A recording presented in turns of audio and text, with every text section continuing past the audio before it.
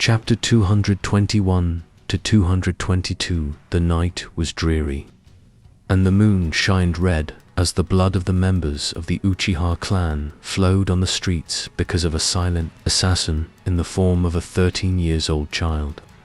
For many, even the most experienced ninjas, it would be a mind-boggling thing, one 13 years old, who, by all means, should normally be with 1 foot out of the academy, slaughtering his entire clan. Then again, Itachi was smart and the master of Genji. But most importantly, he was trusted by the people in his clan. And that was eventually their undoing.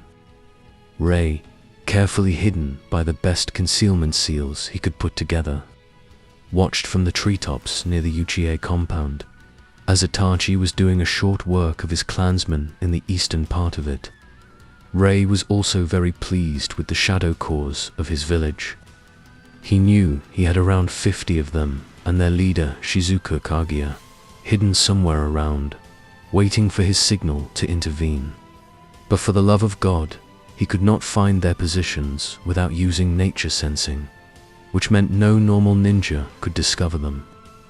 This was incredibly good in Rei's eyes, since this outing could be said to be the very first official mass infiltration to a hidden village by his troops.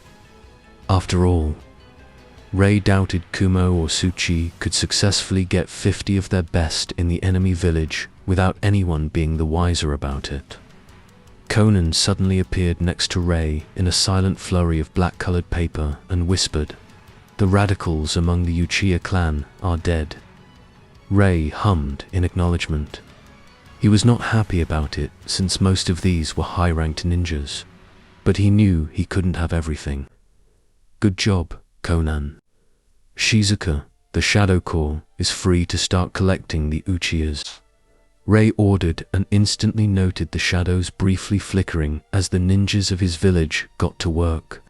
Wryly smiling, Conan spoke, "I could have them bound in paper coffins with stasis seals in under 20 minutes.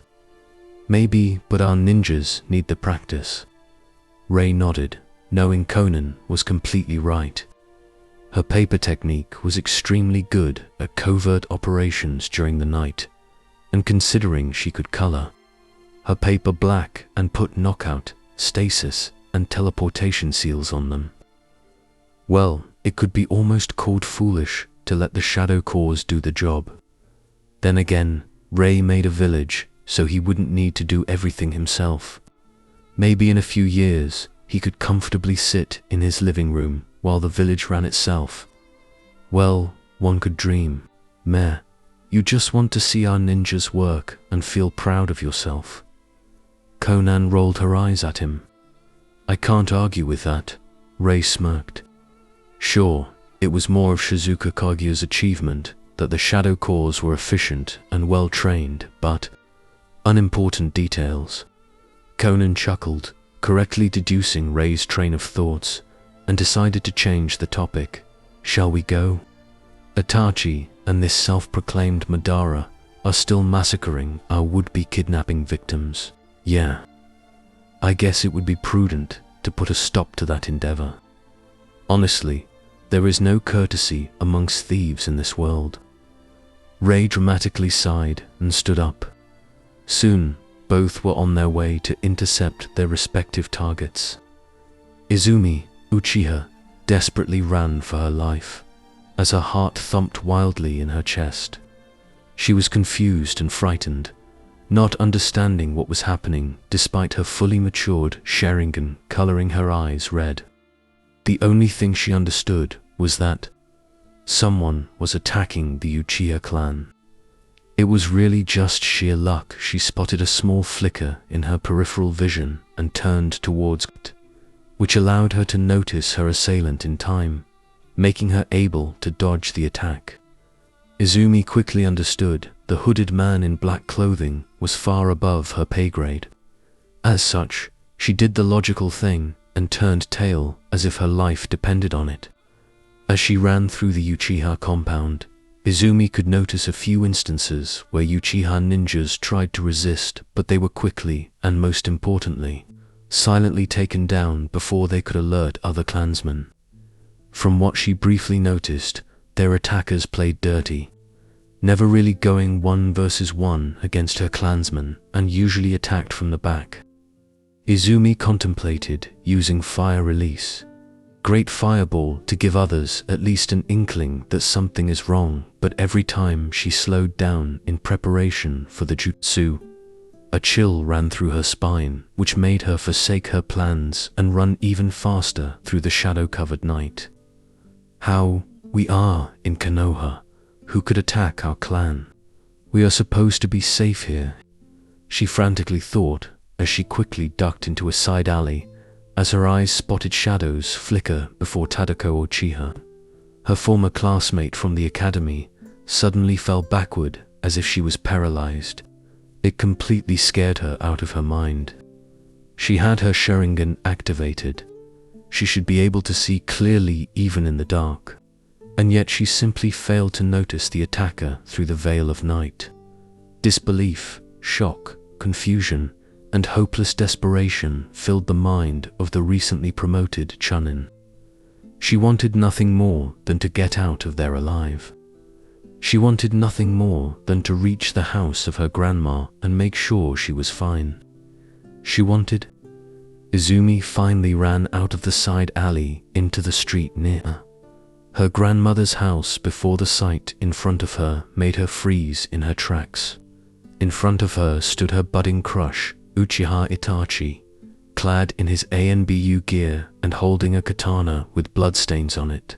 Itachi Izumi, in utter disbelief, slowly moved her sight towards the open door to the house of her grandma, the woman who raised and cared for her after she lost her parents.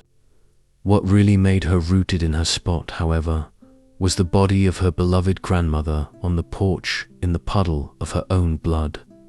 No, Itachi wouldn't. No, not my grandma. Tears started streaming down Izumi's cheeks as she fell to her knees. It was then Izumi really understood why Sharingan was deemed to be a curse. The smallest signs of guilt on Itachi's cold face, the droplets of blood falling onto the ground from his katana, the unrelenting and ruthless yet sorrowful look in his eyes as he looked at her, his posture that told a story in itself. No matter what Izumi wanted to tell herself, her Sharingan mercilessly gathered all information for her and made the scene burn into her mind with complete clarity. The boy she dated, loved, killed the most precious person to her. I am sorry, Izumi. It was necessary, Itachi evenly said, taking a step towards her. I didn't want you to witness this, he said sadly. I at least wanted to give you a fulfilling life before sending you off. Grief, betrayal, pain, hatred, as if something broke within her as she dearly wished what she saw was just an illusion. As the raw emotions filled her head to the point it felt painful, her eyes morphed. Itachi only managed to widen his Mangekyo Sharingan as two voices reverberated through the street, one in disbelief and another in grief. Tsukuyomi, the standing Itachi, and the kneeling Izumi absently stared at each other for 3 seconds before Izumi fell headfirst onto the ground, unconscious as tears of blood wet her cheeks, while Itachi staggered backward, still in utter disbelief as his hand subconsciously reached towards his head due to the sudden headache.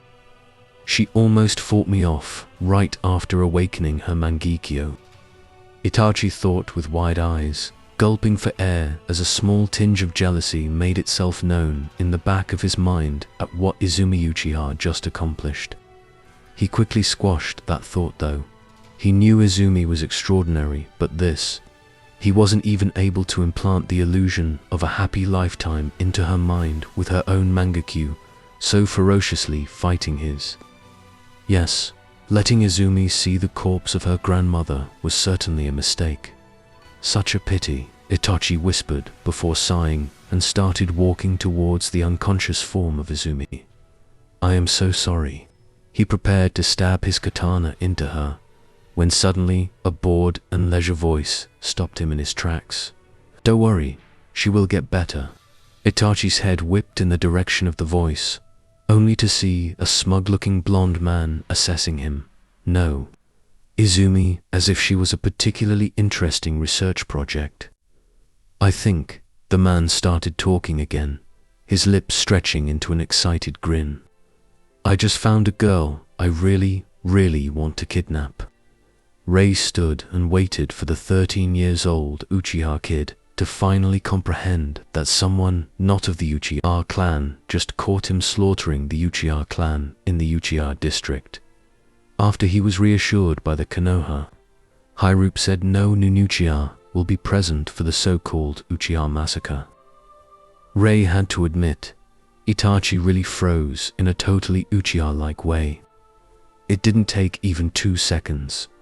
But Rei recognized that Itachi was already over his shock and on guard. It wasn't his expression. Far from it. His face stayed cold and expressionless despite the boy's shock. So much that Rei was sure Danzo would praise the boy to the high heavens in his heart. No, it was the small, almost unnoticeable twitch of Itachi's fingers gripping the handle of his katana that gave him away. "Who are you?" Itachi coolly asked, the only sign of his unnerved state being his tight grip on his weapon. Does it really matter? All members of the Uchiha clan who wanted to rebel are dead except your father. I am here simply because I don't want to see the Uchiha clan dead.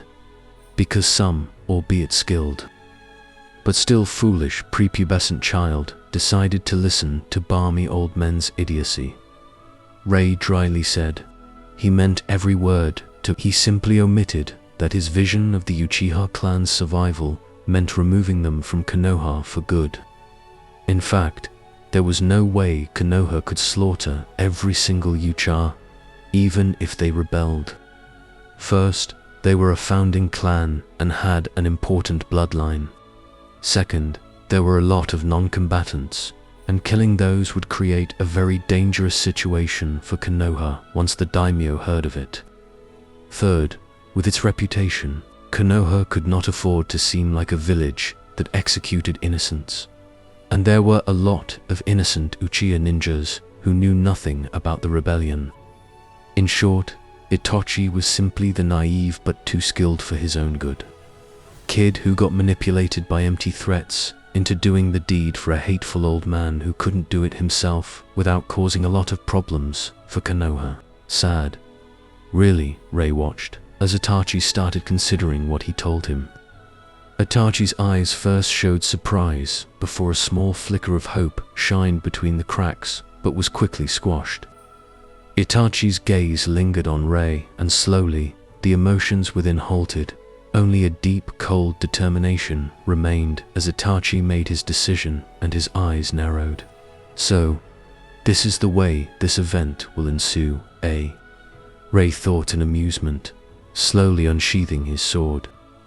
It was all too obvious the boy decided to kill him first, ask questions later. Ah, well, I did want to test him, didn't I? Itachi only narrowed his eyes further. This time in wariness as he realized Rei's gesture of unsheathing his weapon was simply telling him that his opponent could read him despite the extensive body language control training. At first, he wanted to end it in one fast surprise strike, but that was now impossible. Suddenly springing into action from his semi-relaxed stance, Itachi slashed at Rei in a wide arc, aiming for his neck, causing him to block the slash with his own sword. Itachi expected this and slightly crouched down, pushing his sword a bit away from his body, which also pushed Rei's sword away since they were locked in a clash. And then Itachi's free hand struck at Rei's ribcage, easily grasping a kunai which flew into it mid-swing from Itachi's sleeve. As he sidestepped the kunai and forced Itachi to retreat due to an attempt at striking his chin, Rei had to admit the kid had skill. From this single exchange, Rei understood Itachi's preferred way of handling things. Misdirection and precise quick strikes to vital areas seemed to be the crux of Itachi's style. Itachi watched the blonde man in front of him with a small frown on his lips. He didn't like this initial exchange at all. Naturally, he didn't expect to kill a warrior opponent with one strike. That said, he definitely didn't expect the man shrugging off his illusions. Itachi always had to rely on precision and timing to breach the distance between him and adult ninjas. When he first attacked his opponent, he used his Sharingan to make his actions seem a bit delayed from his foe's perspective. He also cast it at the last possible moment. It should have either made his opponent delay the block enough to allow Itachi's sword a clear passage towards its target, or it should make his opponent need at least a split of a second to dispel it, giving Itachi much needed time to perform his follow-up before his opponent could even realize it. And even then, he actually cast another illusion when he was about to strike with the kunai, one that made his strike seem aimed at the gut rather than ribcage.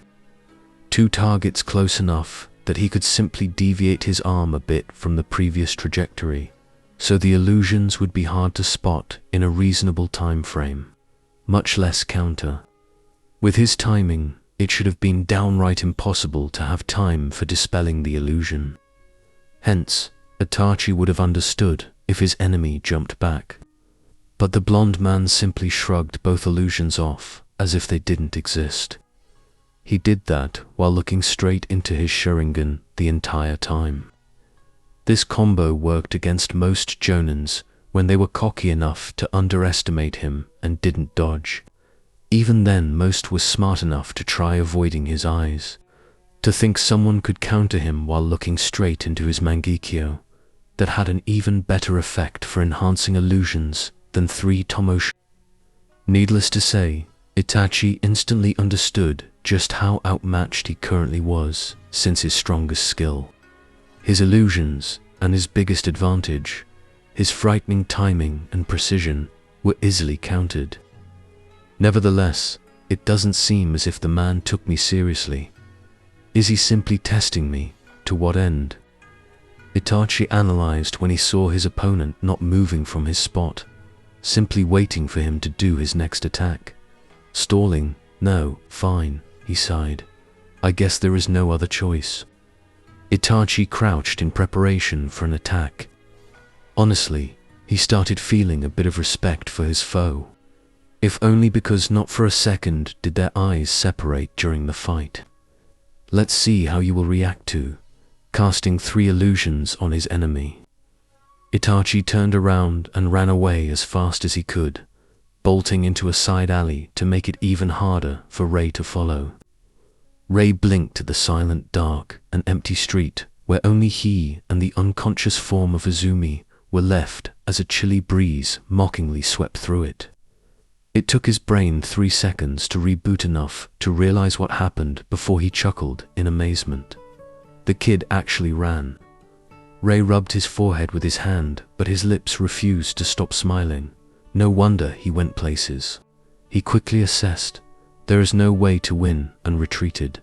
Smart kid, I guess. Rei amusedly shrugged.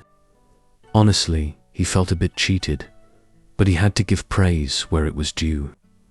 Most ninjas Rei met so far in his long career were total crazed idiots, not capable of correctly assessing their enemies from a brief, controlled exchange. Most would at least try to fight, hoping for him to make a mistake they could capitalize on.